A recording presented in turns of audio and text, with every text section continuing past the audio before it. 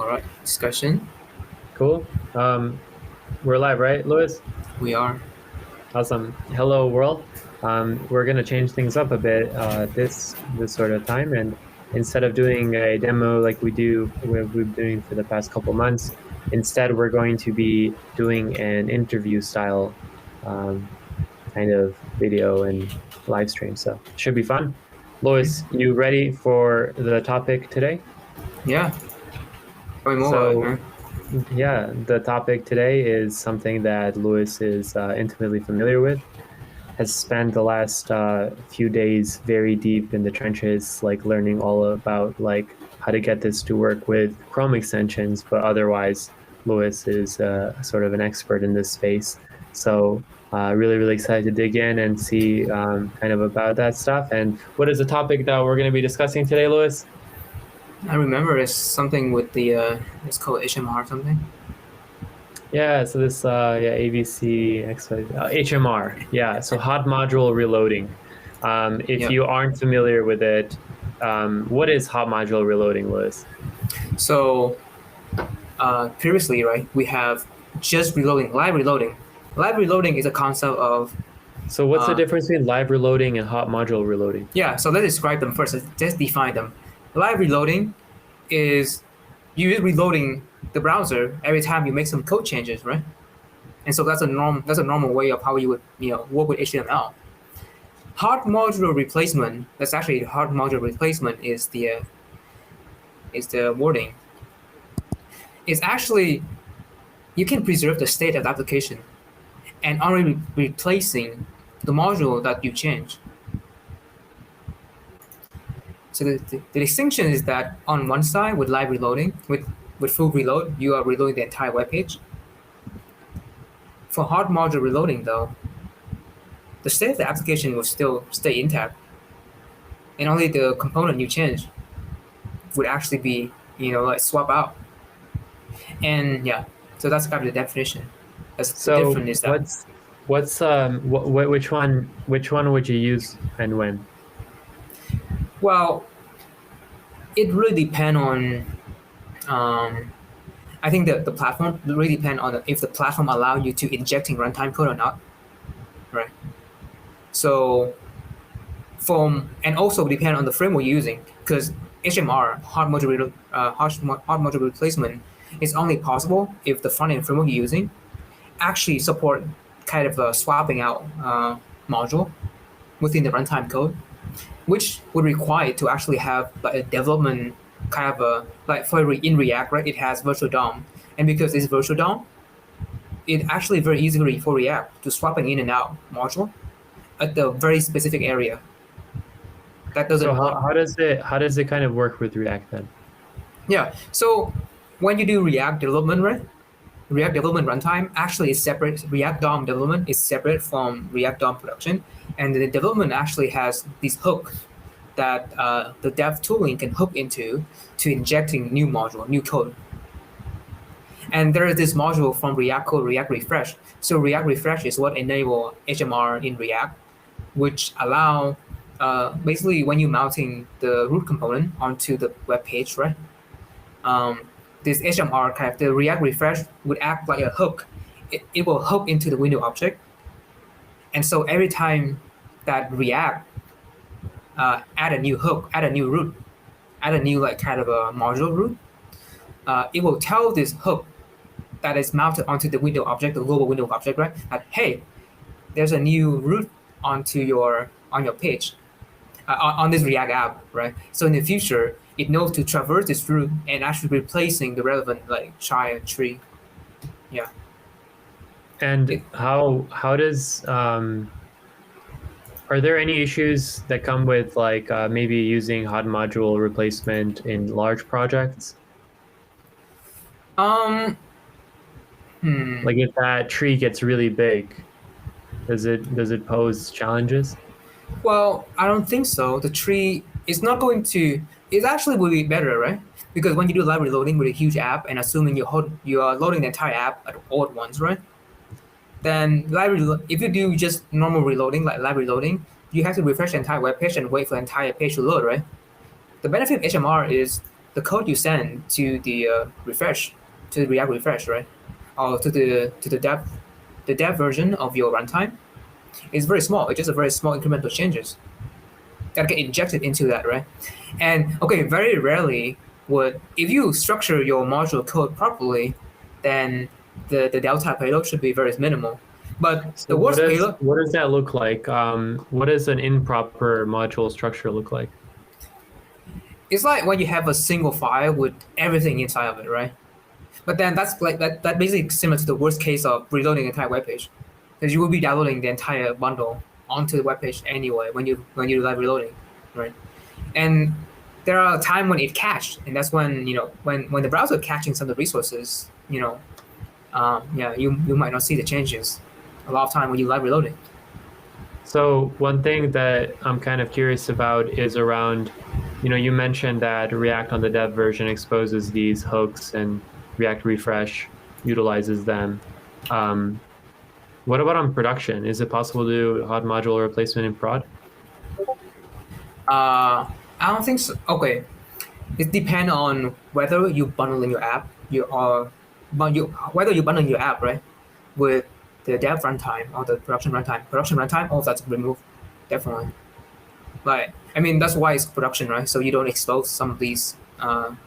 Otherwise, you can actually allow people to injecting, module code. But I can imagine. I mean, it is technically possible to deploy a version where you purposely exposing the dev bundle, right? The dev runtime, so that you can actually hook it up to something you want. So what? You were cut off, by the way. Can you hear me now? Yeah, I can hear you now. Ish. Yeah, sorry, my headphones for some reason started connecting. I was just saying, the reason why I asked the previous question is just around sort of imagine you can push like updates to all your users, like without them having to refresh. Yeah, You see so what I'm going through? that's actually how Expo does it, right? They bundle a special runtime for React inside the Expo mobile app, and that's how they do a lot of the HMR triggering on the Expo mobile app. And yes, that's actually one of the thoughts I had when I was working on this, right? It's actually possible for Plasmo to push HMR updating if user decide to deploy deploying a version with kind of a staging runtime. Yeah, we might think about something like a staging runtime, a deployment runtime, right? That allow this kind of behavior. There's a catch. There's a catch, right? Is that the catch is you still have to load the asset. You have to load the asset from somewhere. Yeah, and So the thing I'm curious about is kind of as we're talking more about sort of HMR with Plasmo. To those who don't know, you implemented HMR with Plasmo. So now when some developer is working on React and then they're making a change, what kind of happens now and what was happening before? should we do a demo? Sure. Yeah, let's do a demo. Let's swap to the demo scene and let me screen share. All right. So here I have the Plasmo dev. That's why I have a project that I'm running Plasmo dev on. Okay, should I run Plasmo with an old version to show the behavior, or should I just describe it? What do you think? I think it's fine to describe it. Okay. All right. So now that let's go to this.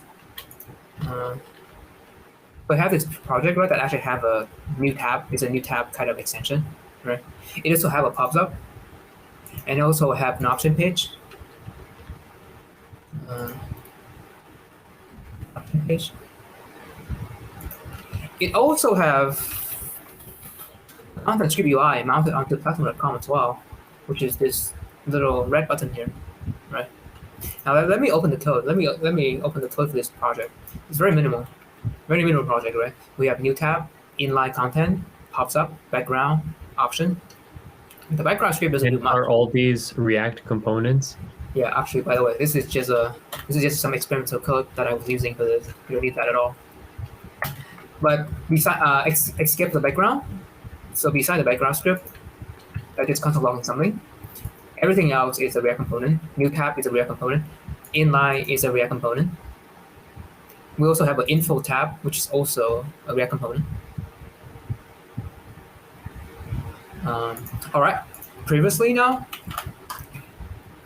so before, it used to be that if you are just working on, pop-up.tsx, right? This is actually one of the problem people have seen before. If I'm just working on pops up, my new tab shouldn't do it. My new tab on my option should not reload at all, right? It should just work with, it should just have either auto reloading just a pop-up page, right? Or better yet, let's say I adding you it instantly added the UUU right there. So if you close the pop-up page and then you add something to popup.tsx, Yeah, pop. and then you go back to pop-up, It's right there. nice. Now here's a cool thing. The mind-blowing thing is, so previously, right, when you change pops up, it actually reload everything because the way that we handled the reload was a little bit immature. So we just asked the background script to reload everything, right? But now we're actually selectively reloading. So if we have a content script, right, and we have a pops up here, and I'm just changing a pop up. But only the pops up would be reflected here because of HMR. The content script doesn't change at all. But now if I change the content script though, make that get CSUI and make this green, for example, right? It will actually reload the entire web. So this is required. It has to reload the entire extension because content script parsed by the browser. So so we still have to reload for content script UI. But the gist is it actually works. So now all the component of your extension can now be independently work, separately. So that's actually a little bit surprising to me, Louis. Because I thought we were checking if it was a content script and simply reloading the web page. No, we reload web page also. If you only reload the web page, right, the manifest will cache the content script. It will not update the new content script at all. That's our previous implementation. That's surprising. Yeah. That's surprising. So okay, one thing that I'm curious about, I actually don't buy the idea that we have to reload the entire tab. If it was just a regular content script where a developer can do whatever they want, then that makes sense. But if it's a React component, isn't it just the same as the pop-up where you do HMR? No, so that's something that requires investigation, but I don't think it's possible. The reason is because the pop-up page right now, when it's injecting the script, right? So how does HTML work? The script injected, but there's no way for you to injecting script, right? Yeah, with new MV3, there's no way for you to actually inject in script from remote source, unless you proxy it through the background service worker. So what we have here, does the background service worker allow for evals? No, it doesn't eval. So with hard module reloading, right? It's actually just do React runtime's code to swapping code, right? You're swapping code. There's no eval. It just basically it just call function, right? When you're just calling function,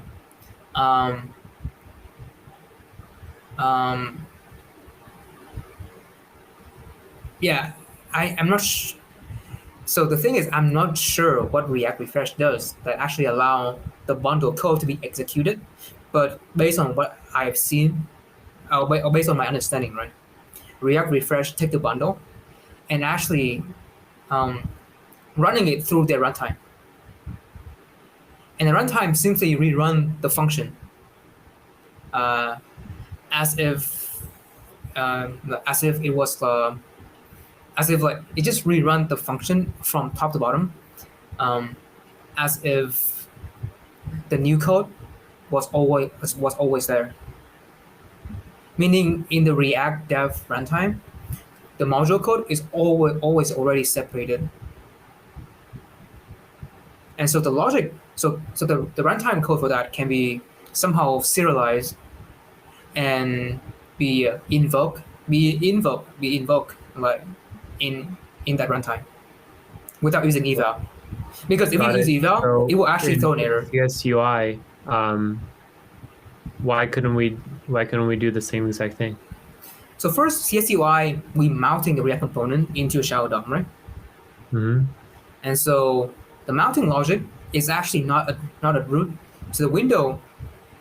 So we cannot really kind of trigger change or like adding that into the window. At least based on my experimentation, We cannot add what? we can add the hook, the React refresh hook. If we do add the React refresh hook, it will actually go into the yeah. But I'm not entirely sure if if the CSUI kind of React runtime would would register this hook, would register like the the hook inside its own content.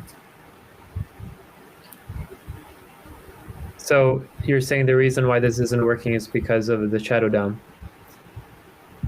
So I don't think so. I think because we are not we're not controlling. So when content script run, right, it run in the context of the web page. So the key issue that I found, or at least first, is that when I change anything, when I update the code, right, um, and just do a simple refresh, it seems that the content script does not reflect the new change at all, right? So now assuming you can actually proxy the HMR somehow into this React component, right? I think that if you do so, if you can proxy that, right now we proxy it for the pops up page, right? We proxy it using the background script to basically streaming the new module code into. So what happened, right? It streamed the new module code as a script actually, and just plop it into the index page of the pops up.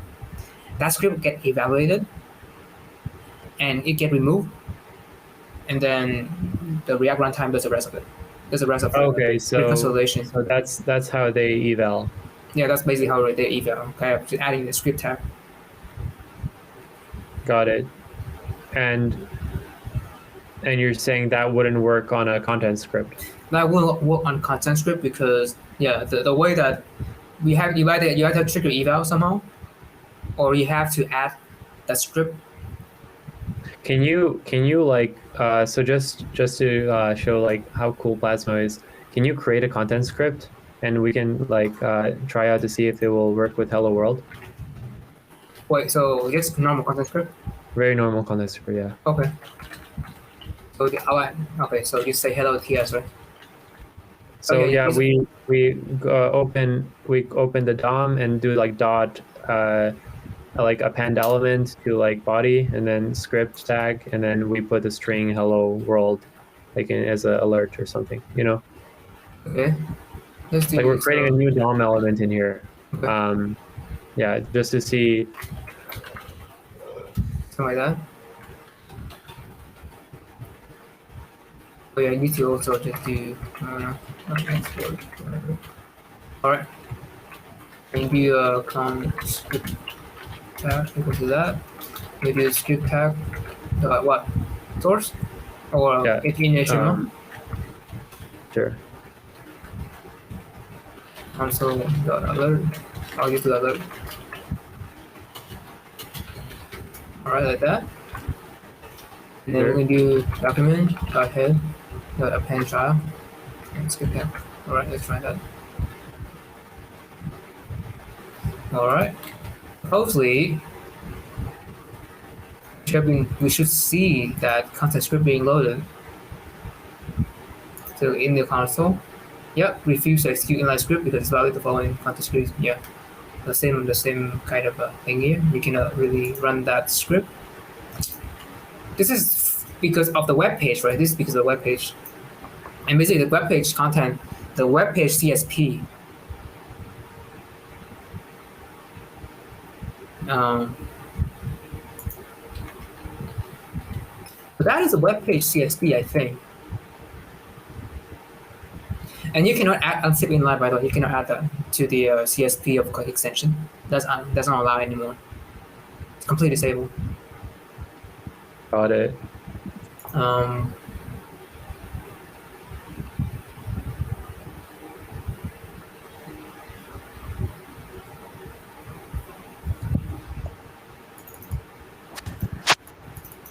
The thing that I was thinking about as we were kind of building this out was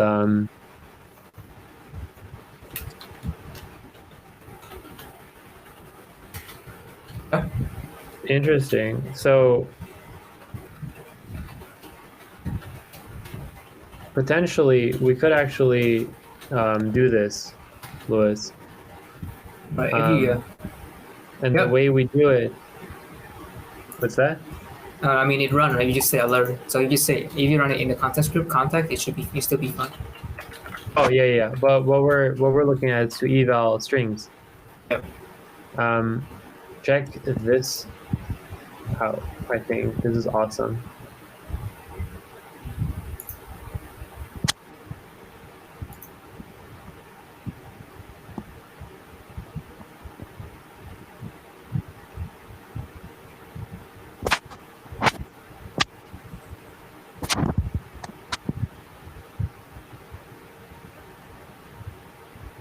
So to the people watching, I have just sent Louis a Stack Overflow.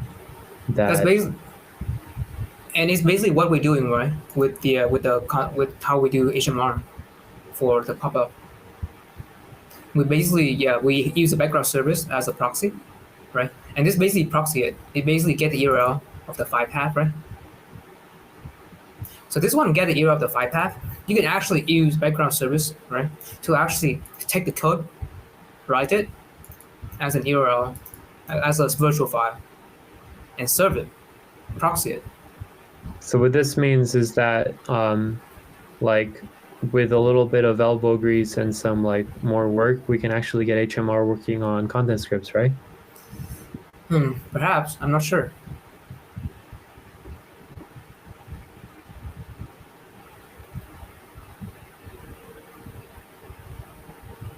Why are you not sure? It still depends on how you're mounting the, how are we mounting the React component. But we can really control that, right? Well, we control that, but we also not like if we have a lot of instances of the React component, right? And we have a hook, right? We have a global React refresh hook. I think there are websites that have multiple different React like trees, like applications on one web page, and I think they're able to do HMR. So I think they've sort of solved this problem. Maybe we can borrow some insights from them. Yeah, because I'm not sure. But right now, a lot of these they eval the script, right, inside the head tag, right, inside the head tag, right. Like, is that all you need to actually get React refresh HMR to register new changes and updating the exact tree you want it to be? Yeah. Is it? Huh? Well, I don't know. I'm asking you the questions here. Yeah. That's what I'm saying. I don't know. Like when you put this in the pop-up, like how does React refresh know what is the DOM element that's so let's take a look. handling the React? So you look at the inspector, right? So there's a global variable called React global dev Do tool you global mind hook. if you move that window a little bit to the right? Yeah, yeah. Thanks. And also make it bigger too. So what's this React DevTools global hook? It's basically a hook that get triggered anytime the React dev tool need to crawl the tree. It basically it's like a caching. It's a caching mechanism, right?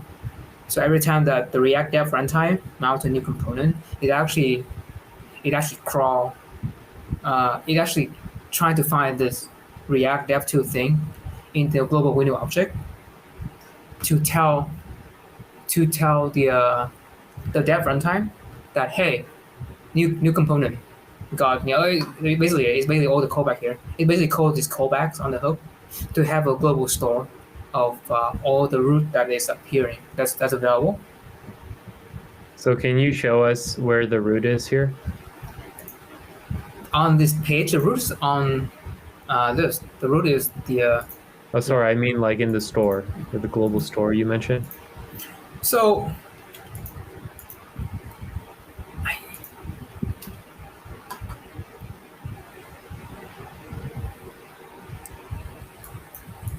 I, so it's being stored in the I can point to the variable though inside. So if you go to source, you go to class more. Actually, do I have a breakpoint here? I think I do. I still have a breakpoint. Yeah, wait, right here. Here you go. Yeah, they store it as a so there is this set this this mounted root set. Okay, so this is a variable spawned within the React Dev runtime, and every time that React component is mounted, they trigger they trigger this they trigger this mounted root or add root, and just so yeah, so you can see that it actually do the hook.onCommit fiber root. They call that function here. So it seems that React Refresh handles multiple mounted roots on its own, right? It has this set thing and all this other stuff. Yeah. So then the content script stuff where we could have like 30 different mounted React roots, it shouldn't be too bad. Yeah, I'm just wondering if it work with shadow down. Can it pass through shadow down? You know? I mean, that requires experimentation, right? So that's something we can experimenting on. But at the moment, the reason why I'm stopping with just having the pops up the option in the new tab, HMR, is that it's the in as I work on it, the least require the least amount of time to get to deployment, right? And then sure we can move on to the next stage with the content script so on. In my mind, So this is sort of exercise left up to the viewer. If you want HMR on content script, it's probably possible, but we haven't gotten to it yet.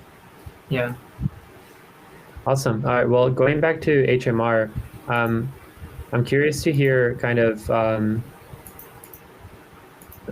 what the sort of everyone. I mean, you all talked a little bit about the benefits and how you show that sleek demo where instead of having to reload the entire web page and imagine we have all these pictures and all this other. Look at this, right? So another benefit of that. So what is different between HMR? The key difference between HMR and live reload is keeping state, right? So I'm saying hello world here, right? Inside the input box, right? I'm gonna add some content to my code right now. Welcome to one of them. All right. Because it's right reload. The new component get replaced right away, but my state's still here. But normally if you do live reload, right, the state will be lost. And so yeah, that's all fantastic. But what are the drawbacks? What is the drawback of HMR?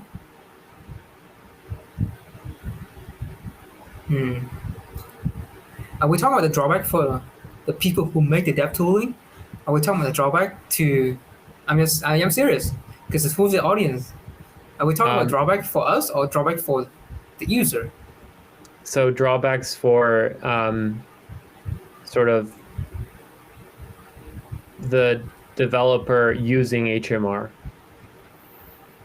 right? Hmm. Because right now we're talking about the benefits. It's about benefiting the developers, right? And in the Yeah. same way, like what are the drawbacks to the developers using HMR?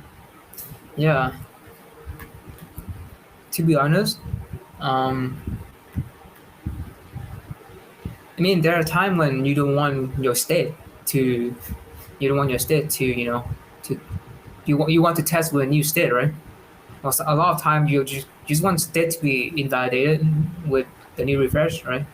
Is there With any H- way like state can get all like funky and you don't really realize it and then like it causes bugs and you like they're not obvious?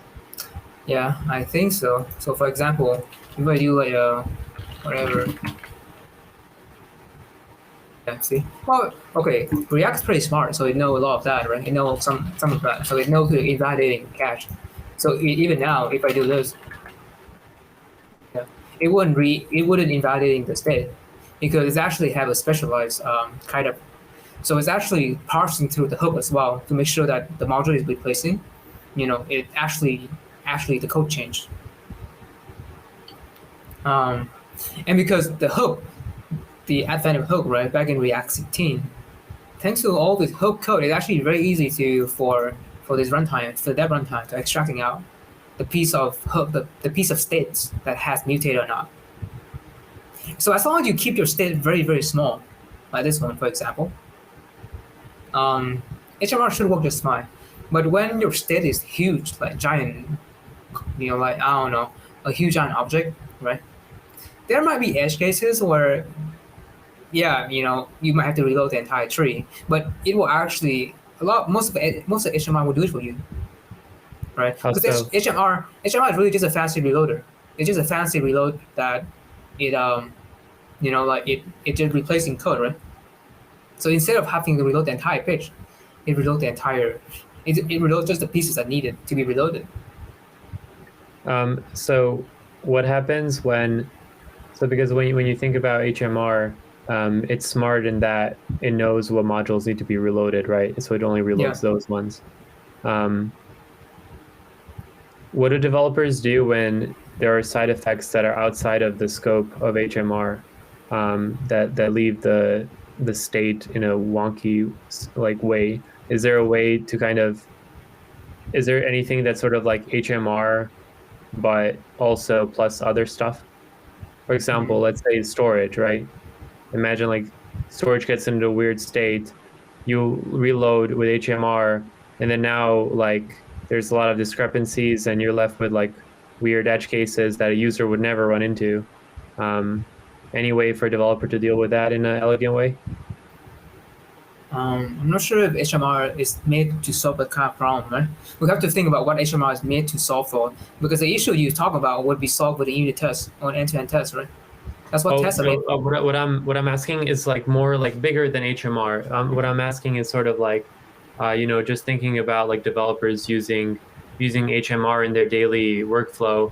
Um, I'm not saying so. Sort of like it's not about HMR can solve this problem or it can't. It's sort of like um, on a given workflow, are there sort of techniques that like developers starting with HMR can use to make sure that they don't come across these weird like edge cases? Hmm. Yeah. Uh, this is, I think, framework specific, right? Certain framework have certain workflow that's best supporting their kind of library loading workflow, right? Like that kind because HMR is kind of a I mean, this is why the pain point for the developer of the tooling is much more compared to people who are using the tooling. Because dev tool, the people who make this HMR runtime or refresh, React refresh, right? They have to also cater to most. So either you design the tooling to accommodating the library, the UI library, or the UI library make it super simple for you to hook to tap into it. And React is what it did. What it did in React itself is is very smart in a way that it exposed a lot of this kind of way for the dev runtime to hook into like all of this state of it to make it easy to do the HMR, right? So So yeah, on the user, as long as you follow best practice from the UI library you're using, right?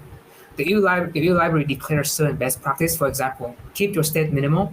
Don't store huge, unless the variable comes from some kind of like remote stores, right? Keep your state minimal, right?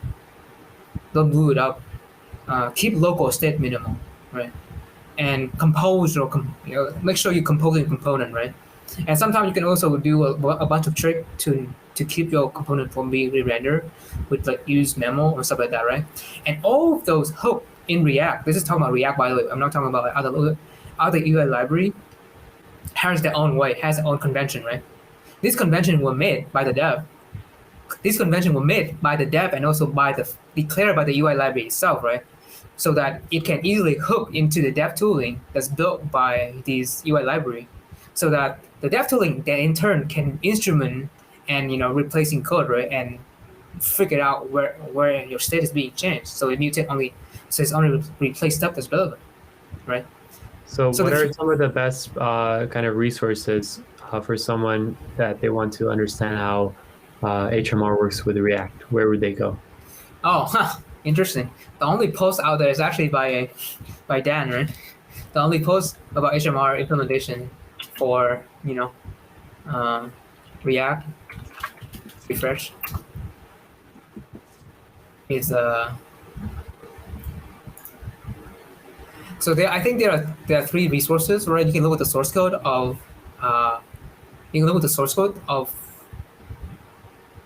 bundle that has implemented React refresh, which is like Webpack, Parcel. Even Next.js probably have their own kind of hooking into it as well for the server-side running stuff. And then you go back to the post, right? You go back to the not that one, implementation.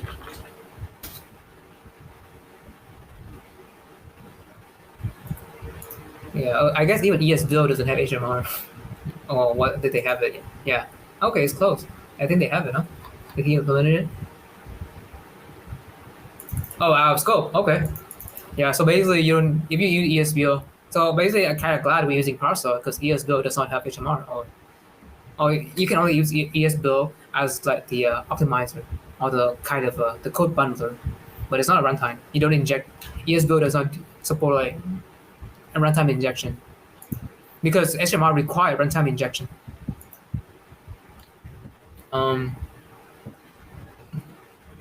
A lot of these are just guide on how to use an existing bundler, right? But to people who actually want to implement the entire HMR, though, that very obscure post. Okay, let's go to React refresh. Let's just go to React refresh. That README would have that. Yeah.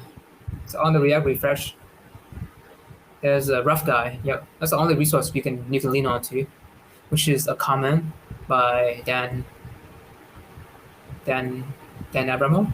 That's how you pronounce his name. I'm not sure. But by this dude.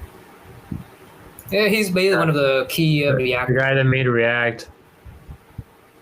What does he make React? I don't. No, it's a common joke. He didn't. Yeah, he didn't. That's the thing. He's a maintainer. He's one of the core maintainer for a while. I don't know what he do now though. Haven't heard from him for a while. Yeah. Yeah. I guess that's what Twitter do to people, Twitter give them this sense of, I don't know, importantness, and then, Oh, I don't think he's like that. I've watched so many videos where he's in the videos. He seems like a very down to earth, nice guy. Yeah, you met him, right? So he seems cool. Yeah, he's. No, I'm not saying that. I'm not saying he's that, But I've seen a bunch of his meme, and a bunch of his kind of interaction on Twitter. He might. I don't know. It seems like is he doing that? He's still doing that, or did he get burned out? I'm not sure. But if he's doing well, please let me know. All right, but basically this is the only kind of official guy out there back in 2019, right? About how you would use React refresh and embed it into your bundle, embed it into your build, your bundler, right? your compiler or your code bundler, which Plasmo is. Plasmo is a code bundler based on top of a parser. Yeah. And basically, right, this is basically the key code here. You kept injecting the runtime, React refresh runtime, and then after that though, you would have a module code, right? So this is actually done by Parcel, one of the Parcel JS runtime. It basically does this when you have a React in JavaScript. It would injecting this kind of the the the what is it the raw runtime code would have this kind of module kind of replacement, and it basically in Parcel you do the same thing like this. You would also send it the full ID of your bundle module. Yeah, but all of this is kind of bundler specific, right? So Webpack would have module ID. Parcel do the same thing, module ID, but some other bundle might have something else. Some bundles actually don't do module at all, right? They might use import.module, stuff like that. But import module.meta is where a lot of the new ESM stuff do. Yeah. Are there um, so like you mentioned React Refresh. Are there any competitors? Do React refresh? Yeah. I'm not sure. I haven't looked too deep into it though. It's definitely the only one that's been around. I think the code for React refresh is mainly in maintenance mode now. Nobody add more to it for the past 3 years. Right? The only thing people added was either some minor bug fixes for for example, right? You want to use React refresh after you have mounted your component, or yeah, you basically you want to instantiate React refresh after you actually have mounted your component, right?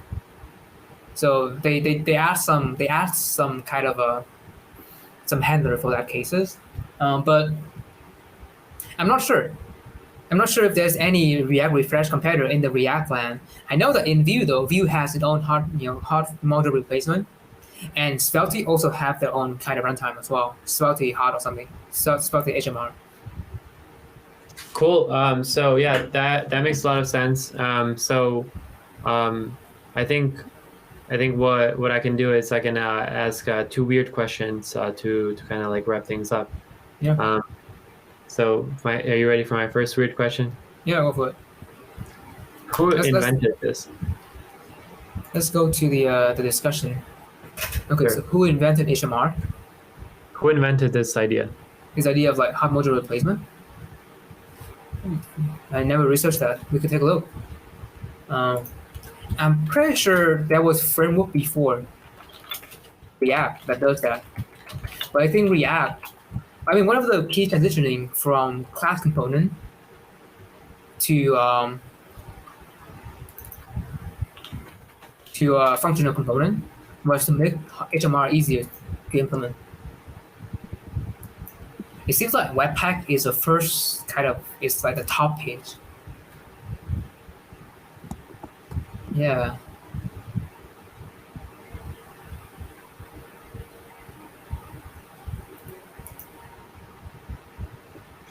So you're saying that Webpack was kind of like the first pioneer? Pioneer. I think.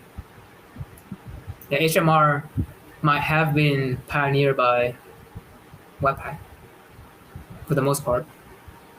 I think. Okay, bias by the way. The thing is that maybe though. Well, I'm biasing by my search result right now, but based on my memory, right? Before React came up and Webpack support React, and there are more tooling for between Webpack and React integrate together, right? The most people was doing was just using this package called browser sync. And what browser sync does is just live reload. When you change code, live reload the page. Good enough. People were happy with it actually for the most part.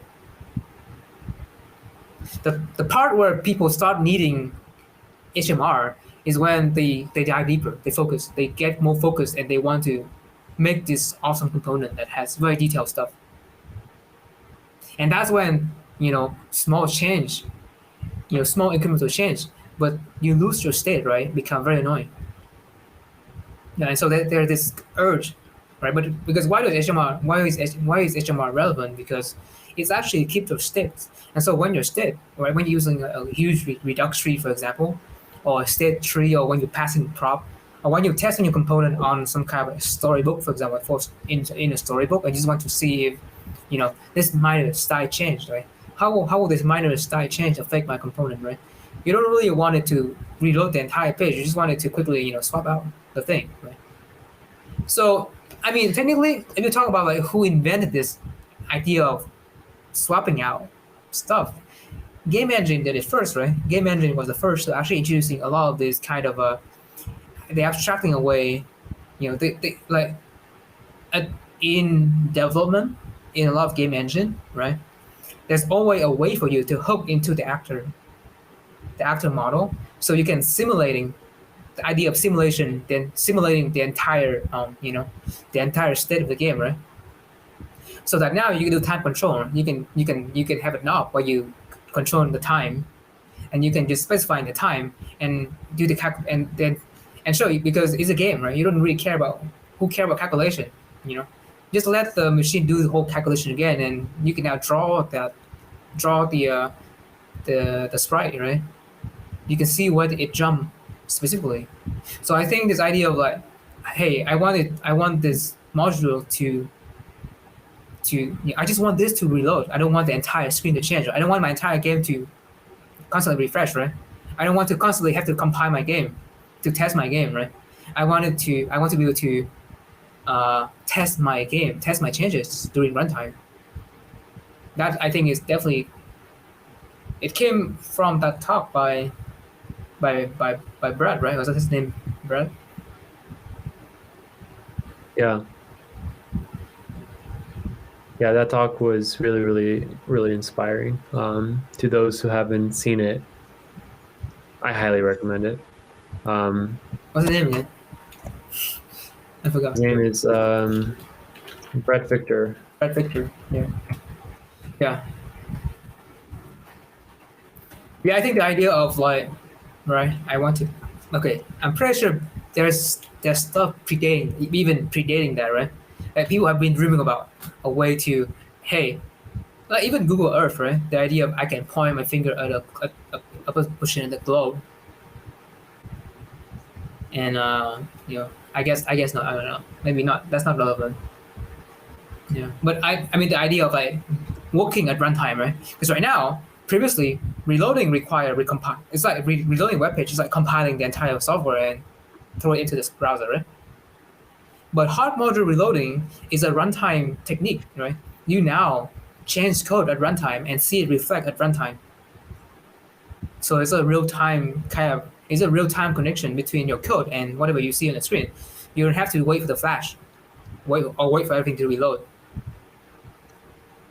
Right. Yeah, it's sort of like, rather than kind of restarting your computer anytime you make a new file. Yeah. You just make the new file, and then now you can use that file, right? Yeah, precisely. Yeah, back in the day, yeah, with I don't know, like tape and shit, right? Yeah. Yeah, in the past, right? If you want to play a new game, you have to replace the CD, right? You have to replace the CD because the memory can only hold one CD worth of game. But now you have 3 games on your laptop and you can swap them out easily. You don't even have to worry about. Yeah, so I think it's abstraction from the compile time to the runtime. I think it's the abstraction of there are these actions that I have to do before the runtime, but now because the software or because of the computing power, so computing has become so powerful now, we can do it at runtime. Why not? Yeah, and like as software has gotten more complex, this is necessary, right? It didn't used to be so necessary in the past. You have to compile. You have to basically test at runtime, right? You have to test your product, like, yeah. Oh, you have to test your code. Yeah, at runtime. Got it. So final question to wrap things up. Where are the best French fries in the world? Huh. Interesting. I don't like French fries. Sorry.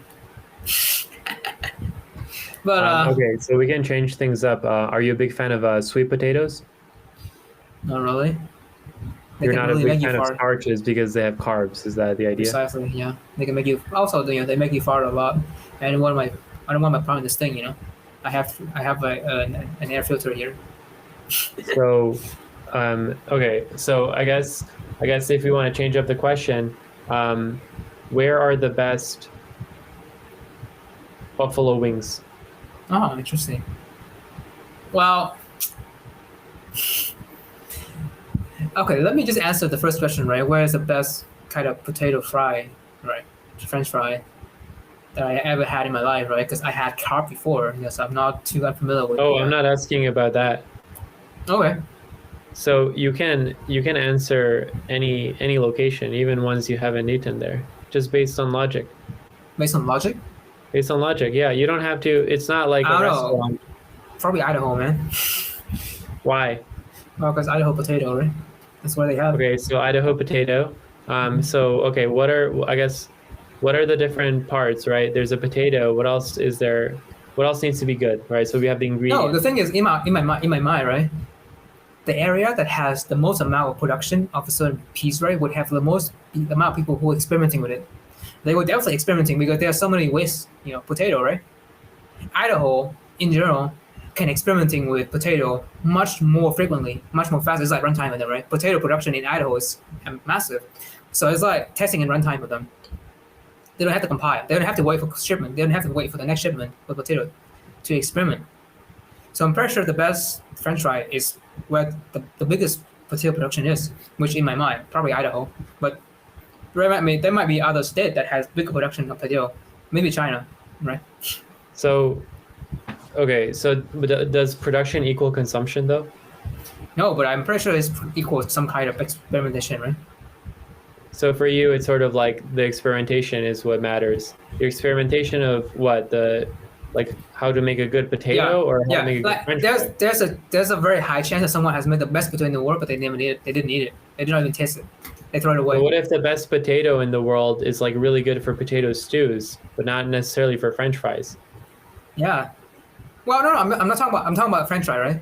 So when there's a large amount of potato being produced in that area, there's a very high chance that the person who has the best French fry that was produced was made. They didn't know. They don't even know it though. They might have thrown it away, or they might have eaten it, or they might have given it to someone else. Who doesn't really care. But so I guess maybe to rephrase the question, Yeah. what location in the world can you go to and just get consistently really good like French fries? Okay, so consistently good French fry though. Yeah. Uh, okay. I'm not sure when you talk about consistency, right? Are you talking about when there's also a drought? Are we discarding all that normally No, it's sort of like on average. on average? Hmm. Yeah.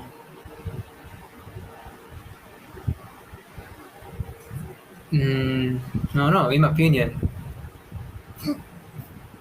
like first, I mean, I think first principle still Idaho, in my opinion. Yeah. But like, if we talk about like, I don't know, French fry I have eaten. Uh, hmm. I like. Okay, which one are you? Which one talking about? Are you talking about this the small little American McDonald French fry? Or are you talking about the thick wedge French fry? Or are we talking about the kind of French fry from the wedge French fry? There are two types, right? There's like the thin, not the thin, but like the uh, the thick cut, but not edgy. The non-edgy French fry. Mm, Oh, the edgy French fry, right? That has like the rough edge going in zigzag pattern. right. So many of them, so many type of French fries. To be honest, There, I don't know there which are quite a few. For the sake of this exercise, um, a French fry. a French fry. Yeah. I so I guess the thing I'm curious about is sort of like how would you break this problem down to figure out the best location, right? Yeah, I think they figure out best location, right? I think Supply. you summed it up before, right? Experimentation. Where is the most experimentation done, right? Yeah. Yeah. Well, That, but I mean that's the thing. Right? I mean, if we type, it would it's really based on the type. if we talk about the type of French fry though, because previously we talked about potato and French fry in general, so we didn't really too care about that. But now we do care about the type of French fry and what kind of French fry that we talk about. If we talk about the McDonald's French fry, right? We definitely then we just that's McDonald's French fry. Then it's definitely the location with the most amount of McDonald's, right? I think. So I guess buffalo wing, right? When we talk about buffalo wing, the location that has the most buffalo wing restaurant definitely would have the highest chance to produce the best buffalo wing. Yeah, I think so. That's funny that these two concepts are kind of all related in that, like all these concepts that we just talked about. Tyler Cowen, he asked Sing Bankman-Fried this question: where's the best French fry in the world? Sam Bankman-Fried said something like Belgium, just offhand, just because like I think I could be wrong, but I think French fries were invented there, and I think that was his argument. Yes. Tyler Cowen said no. He thinks the best French fries are actually in Argentina because the cuisine is sort of Western, but at the same time, the best potatoes in the world grow there. So that was his argument. But the thing that was curious to me to hear was actually what you just mentioned, which was where are the best buffalo wings places? It's places that are surrounded by other buffalo wings places. And there's actually an episode where Tyler Cowen goes to, because he lives in the Washington D.C. area. He actually goes to a mall full of Vietnamese restaurants, and he said that the best food you can find that's kind of not American food, but from other countries, is by going to these kinds of malls that are filled with other restaurants that are also from the same food, because they all compete with one another, and it's precisely. Really I wonder if there are these malls that have we have one here where it's just full of kind of Chinese food, different vendors. But I'm wondering, does that exist for buffalo wings? Is there a mall somewhere in the world that's just full of buffalo wings restaurants? I feel like that would be paradise. Fair for you, maybe. I actually had buffalo wings yesterday. They were very tasty. Nice. But yeah, it's been a while since I had last wing, I think. Well, one of the things that's really curious to me about buffalo wings is that in Buffalo, where they were invented, right? That's the name. They're not great. They're terrible, because they're catering towards a taste that doesn't. It's funny. There's this common thing that people talk about. Food isn't great where it was invented. Do you think it's because they stop what you're talking about before? They stop the experimentation? I think so. They stop experimentation, or they stagnate. That's the problem, right? Because when we become a tradition, it's very hard to break through it, right? It's the same thing about. I think about something about some development in certain area, in which they are. Because London actually some development, some London area, right? So actually, talk about Italy. I was talking about I was talking about Italy.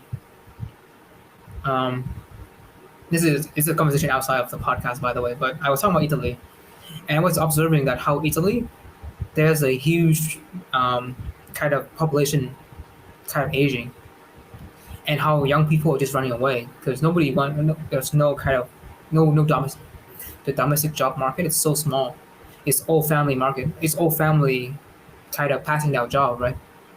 And there's this huge infrastructure in Italy that is either completely abandoned because people die off. There's a whole island in Italy, right? Where you heard the story about one euro house, right? They will sell the deeds for the house for €1. Sure, there's a catch. The catch, you have to develop it. You have to revamp the house for about $70,000 to $100,000, right? Sure, but the thing is, the deed of the house is so cheap. It's worth €1, meaning, the land is so cheap now. You just have to develop it. But that show that it seems that if you don't let people just break shit and build new stuff, that's going to happen. You die on your land. and the next generation will think your house is worthless. $1 deed, $1 worth of deed, and give it away So basically for free. yesterday, my friend came up with a pyramid scheme that is Huh. related, where you can basically recruit people to build your house, and then they can recruit people to build their house, and then that chain just keeps going. Uh-huh. And it's sort of like an ethical pyramid scheme, but maybe it's sort of related where it used to be, I guess, your children would kind of revamp it, right? And then their children would revamp it. In some ways, humanity is just one big pyramid scheme, but It is, um, huh? By the way, I'm telling you right now, that scheme you talk about is completely abandoned. Completely, there's a roadmap. Huge roadblock, right? That it has to go. That has to jump through. And it's not about permit scheme, by the way. It's about just development in general. It's very hard to get a permit to build anything new. That's like, yeah. That's, I think, one of the hard problem. And is actually not technical. It's not technical problem. And I'm not even sure if it's political problem. It's really just, like, because the thing is, if you're trying to build something new, right, people go, oh, you have to preserve it, right? So it's actually cultural preservation and shit like that, and also environmental preservation. Because yeah, sure, the thing is that 50 years ago, right, human civilization managed to build so much because we don't care, we didn't give a shit about anything. Yeah, but now when we realize, oh yeah, if we build without thinking too much, right, it's gonna come and buy is going to buy us back in the ass. So now we are more concerned, and so now, and very likely in the future too, like making new stuff on Earth would be much harder. Like making new kind of huge hardware project on Earth is likely more harder because people realize we have to preserve this Earth. Yeah. So I'm pretty sure that new construction much easier to build on Mars or Moon, stuff like that. yeah, I guess eventually it'll become so expensive that those things are economically viable. Yeah, crazy, cool. All right, well, that was a fun discussion of HMR and also potentially seasteading. I'm not sure. Um, Mm-hmm. in any case, Louis, I just want to leave with asking if you have anything more to add, like in this discussion. I know we drifted a little bit from HMR just now, but going back to that real quick, anything else you want to add to the people out there? And hey, build some extension. You know what? And What? I'm curious about that. Is it possible, sort of, like HMR exists in a really interesting abstraction layer, right? Yeah, at the And runtime. given, well, yeah, but also React, right? React refresh, that's what I mean. And like Mm-hmm. this like whole idea. What I'm curious about is um, React refresh. You say that you haven't researched too much about like the competitors, but it's likely that there aren't that many, right? I mean, React refresh is basically the dominant library that, like, if you want to do Well, anything, you because probably use yeah, React because refresh. who are the user of that tool, right? Who use React Refresh? It's us, Parcel, Webpack, a couple other React focused kind of bundler, right? ESBuild doesn't give a doesn't give a shit. ESBuild say it's out of our scope, The not our the problem. question in my head is, um,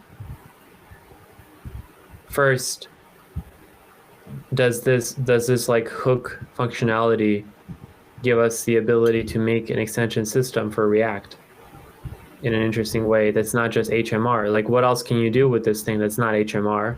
And then the second question I have is, is there like some concept here on HMR that can be applied more like low level? So React has HMR. Can you use this concept in a more low level with your existing application too? Well, okay, Google does that, right? The Google G tab analytic tab. That's what it does, right? It actually hook into window object and it do a lot of like kind of like automated tracking. That's how the Google Analytics snippet just very small, right? Because they just pop it in and everything is abstracted into the data array. And so every time something happened, it just automatically collect all of that into the array and get sent in batch to Google Analytics. So the technique of exploiting the global object to do certain hook stuff like that, right, has been done before. I'm pretty sure it's very popular with the with like the previous generation of JavaScript, like scripting, right, where you're exposing a script and you have all of this hook to make sure that it automatically do the stuff you want it to do. I think that like thinking more about that, like I think there's a lot to kind of get inspiration from, right? Like sure, automated analytic, right, and automated logging, right? Because now you're in a runtime, so you can kind of you can consolidate your log. We can basically monkey patching the log to send it to a centralized kind of logging system, right? Um, so there's a lot of stuff there where basically you're overriding the global object to do what you want. But in my mind, how many of that application would be useful to the user? I think we have about 15 years worth of front end history, overall in the development front end history, right? To I think there is kind of a survival of the fittest, right? So there are certain concepts that survive. There are some that just become so necessary that they keep there. It's like ancient history is still surviving, right? It's like a statue. And then there are some stuff that just gone away. Yeah. Hmm. The thing is that you don't want to introduce too much though, because otherwise it would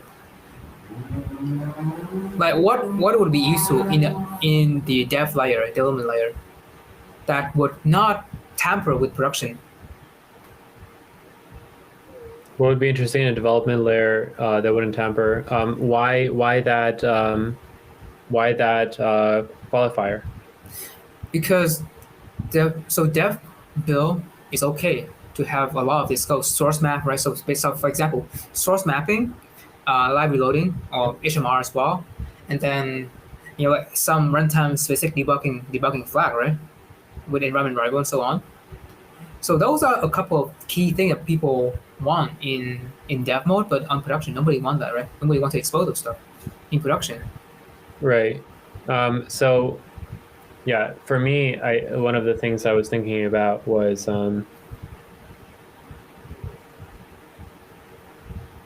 thinking about things in the runtime. Just imagine a CSS linter that runs on the runtime. So we've seen this a bunch. I actually saw just recently, it reminded me of this idea once again.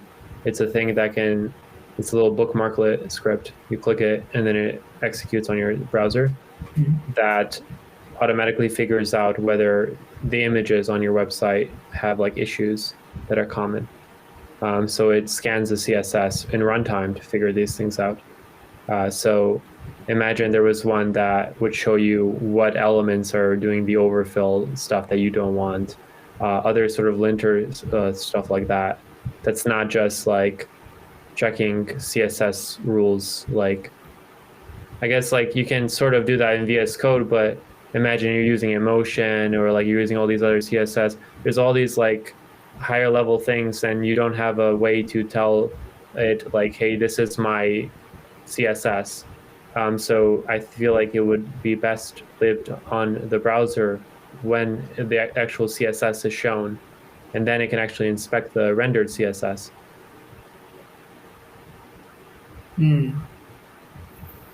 Wouldn't the debug of that is just how the browser representing the output of the code? If the code is wrong, right, then the representation, which is what the browser render, would be kind of indicator to them, right? So like there are two problems it can solve. The first, is there anything wrong with my code? Sometimes it's not obvious, and sometimes, as you say, it's very obvious. But then the second thing, which is actually a lot more subtle, a lot more hard to figure out, what is wrong? Like, why is it wrong? That's really tricky. Like, there is so many Stack Overflow answers that are like, here's a script where you can iterate through all elements and put a red rectangle around them to figure out which element is the one that overflows. Like that seems a little bit ridiculous. And there's this script that actually like does something even better, which they actually compute all of the different offsets to figure out which element is the one that goes above kind of like like kind of overflows, and then it gives you back that element. Like, what if there was a CSS linter that just did all these things for you and you didn't have to worry about them? Or like it would also look at mobile and then figure out like, hey, like you're overflowing here and stuff like that. And it would do it all within the browser because that's what is like actually shown, right? Interesting. Yeah, it's interesting because okay, what you're describing, I understand that, right? There are certain kind of type, there are certain kind of style, common style mistake, right? Common style mistake. But the browser, only the browser can see, so the browser is the best place to catch it.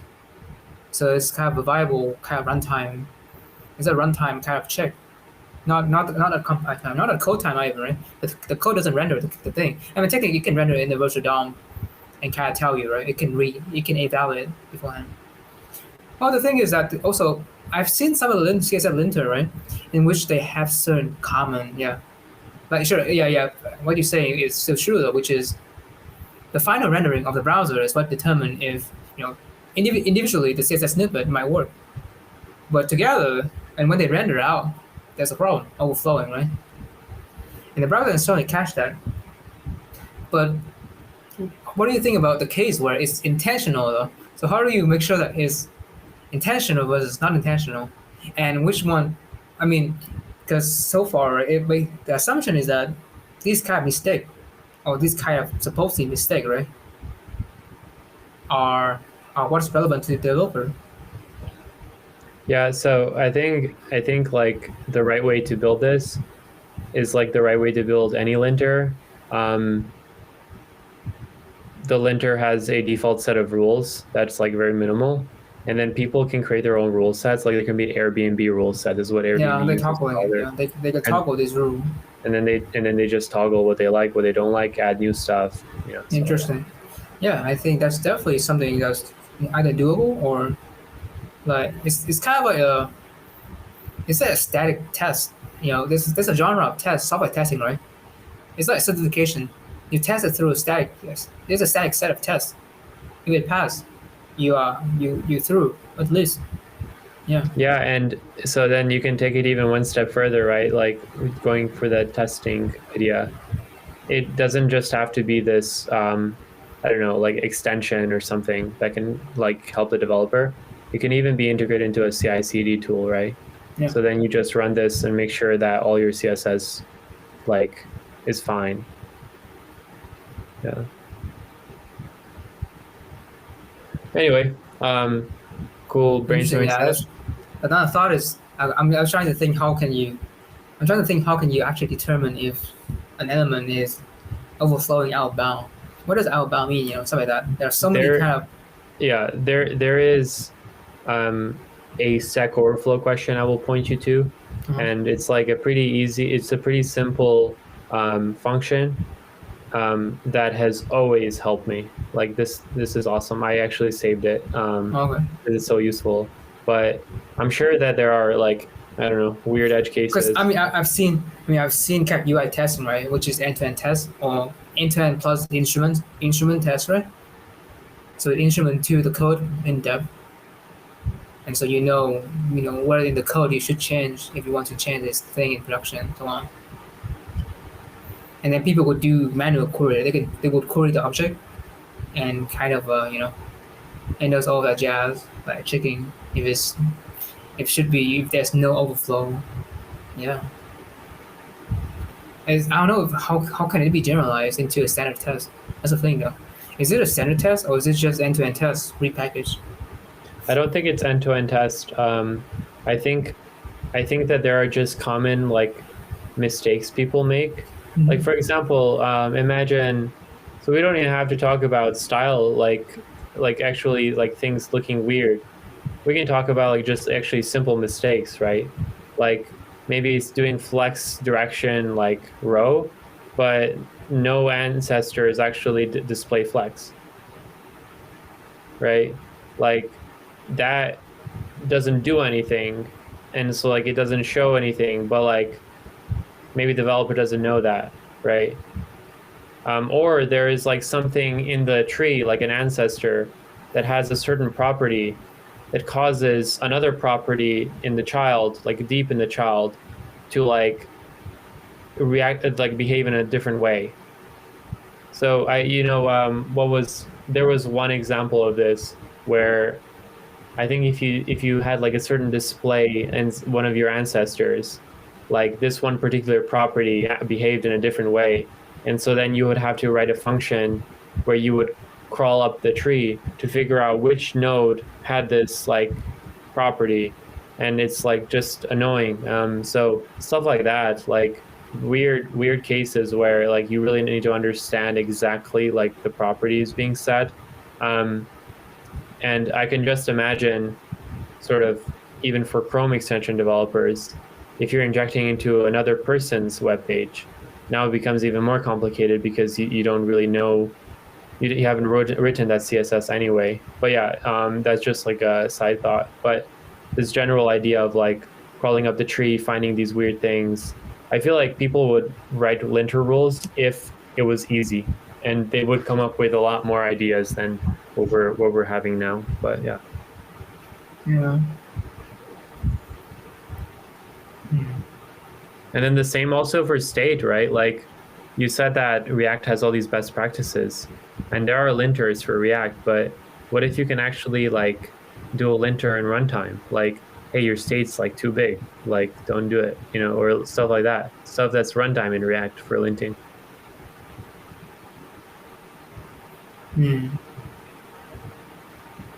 Yeah, just some thoughts. I have to run soon.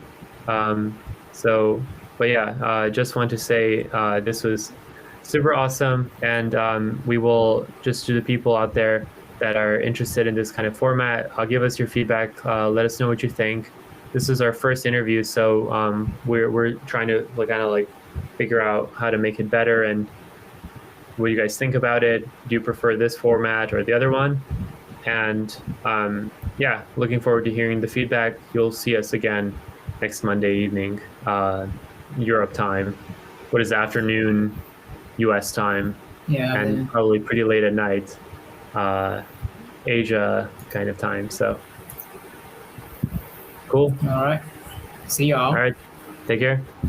Take care.